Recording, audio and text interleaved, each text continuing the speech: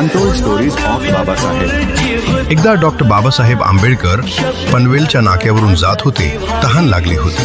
त्यांनी गाडी थांबवली आणि जवळच्या हॉटेलमध्ये पाणी मागितलं. पण हॉटेलवाल्याने पाणी द्यायला नकार दिला, कारण ते महार होते. हे बघून सोनबा येवले एक साधा लाकूड तोडा धावत गेला आणि आपल्या घराबाहेरून पाणी घेऊन आला.